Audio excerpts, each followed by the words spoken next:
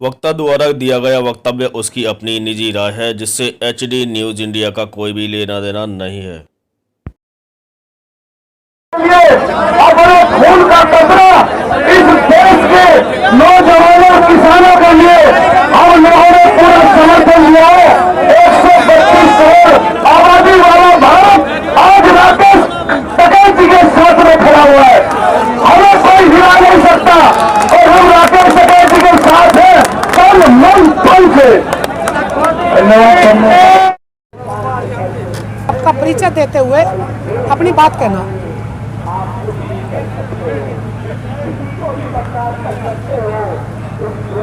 आज इस हिंदुस्तान मुल्क में मैं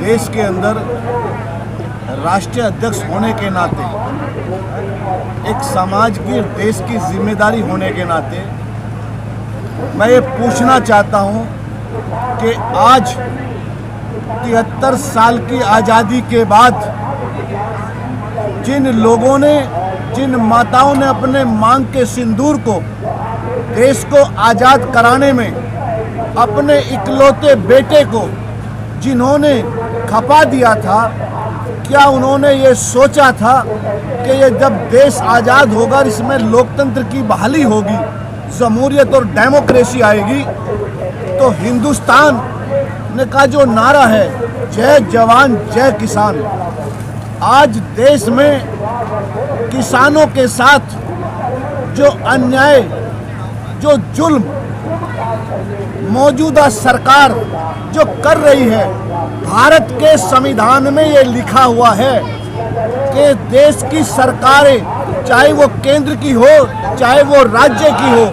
उसके लिए वो बाउंडेड होगी कि इस देश के जो नागरिक हैं उनके संरक्षण और उनके संवर्धन की गारंटी उन सरकारों की होगी जो चुन करके वो राज्यसभा या पार्लियामेंट में या केंद्र में या राज्य में स्थापित होंगी, उनकी जिम्मेदारी होगी।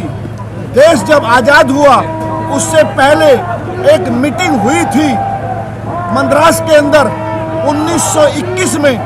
उस मीटिंग में तमाम देश के नेता, पंडित जवाहरलाल नेहरू, मोतीलाल नेहरू, वल्लभ भाई Patel, doctor Ambedkar, Mahatma Gandhi and company के लोगों ने जब उसमें भागीदारी ली थी 1921 में, तो ये फैसला हुआ था कि ये देश, ये मुल्क आज़ाद होना चाहिए। और उसके बाद जब दूसरी मीटिंग हुई रांची झारखंड में 1927 में, संविधान में लिखा हुआ है कि भारत देश आज़ाद होगा, लेकिन इस देश की भुखमरी और गुलामी कैसे दूर होगी। तो उसमें तय हुआ था कि जब तक भारत के प्रत्येक व्यक्ति को भूमि का स्वामी नहीं बनाया जाएगा, जब तक देश से भुखमरी और अकाल दूर नहीं होगा। देश आज़ाद भी हो गया, देश को 73 साल हो गए, नारा लगाता सब बराबर सब बराबर, लेकिन आज मोदी की पार्टी जो भारतीय जनता पार्टी है, जिसको ये कहा गया कि भारत के लोगों ने अपनी कुर्बानी देकर के, एक जाति के लोगों ने नहीं, 32.5 करोड़ लोगों ने देश को आज़ाद कराने के लिए 4.5 करोड़ लोगों ने अपनी आहुति दी थी। उस समय लोगों ने क्रांति में भागीदारी ली थी, लेकिन आज जिस भूमि को उस समय देश आज़ादी पे मिला, आज वो भूमि नरेंद्र मोदी जी की पार्टी, नरेंद्र मोदी जी के जो अडानी अंबानी जिनके रहनुमा पर ये पार्टी चल रही है, वो प्रॉपर्टी, वो जमीन हमसे छीन करके दोबारा भारत के किसानों को मोदी गुलाम बनाना चाहता है। इसलिए हम लोग आज यहाँ गाजीपुर में अगर हम इकट्ठे हुए हैं, जिस तरीके से 60 दिन तक भारतीय जनता पार्टी ये देख रही थी कि देश में किसान जो सीमाओं पर बैठे हैं, अगर ये गलती करते हैं तो फिर हम इनके ऊपर हिरासत में इनको लेकर के इनका आंदोलन खत्म करेंगे। 60 दिन तक इन्होंने गलती करने पर किसानों को मजबूर नहीं किया, लेकिन जानबूझ के अपने लोगों को भेज करके उस आंदोलन को गलत करके इन्होंने हमें यहाँ से उखाड़ने का काम करने का काम किया। लेकिन जब रात को इनकी तानाशाही देखी और यहाँ पर जो राकेश टिकैत जी के आंसू जिस तरीके से गंगा की तरह बहे और देश के 132-33 करोड़ लोगों ने जो उस न्यूज को उस चैनल के माध्यम से मैं मीडिया वालों का धन्यवाद करता हूं, जिन्होंने आईना जो देश की जनता को दिखाया कि राकेश टिकैत मोदी की तरह नहीं कि वो आंसू बहाते हैं अपने पद के लिए और योगी आंसू बहाते अपने पद के लिए।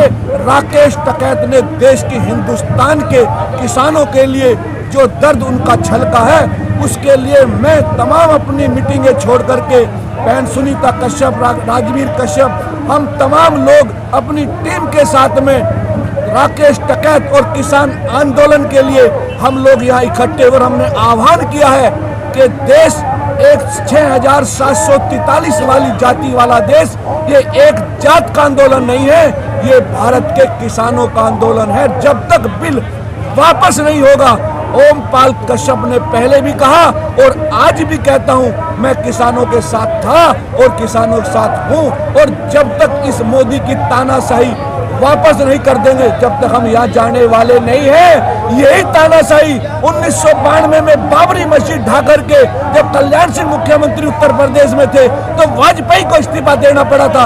अगर मोदी ने बिल वापस नहीं लिया तो ऐसा ना हो जाए मोदी को पार्लियामेंट में इस्तीफा देना पड़े, क्योंकि हम लोग सरकार बना भी सकते हैं और सरकार मिटा भी सकते हैं। जय हिंद, जय भारत।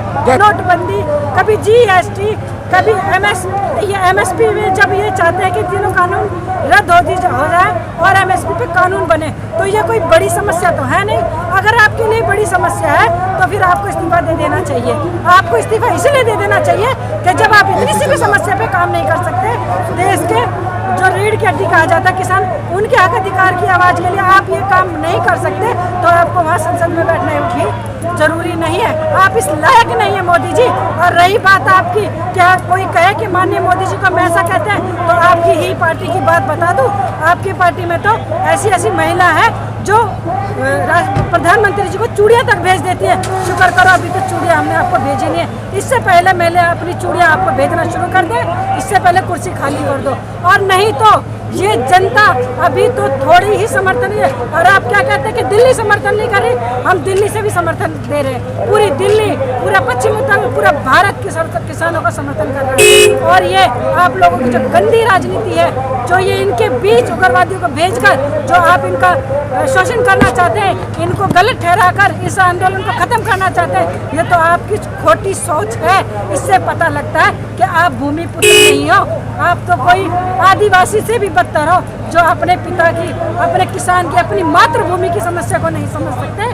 तो आपको इस्तीफा दे देना चाहिए। और बात रही पश्चिम उत्तर प्रदेश की, योगी जी की भी मैं बात करूं तो वो भी आज इस बात पे ध्यान नहीं देते। ये सारे मिलकर कुर्सी को रोते हैं, ये नहीं रोते कि तुम्हें कुर्सी पे बिठाने वाला किसान आज रोडों पे है, वो रो रहा है, वो तुम्हें नहीं दिखाई देता, तुम कुर्सियों के लिए रोते हो।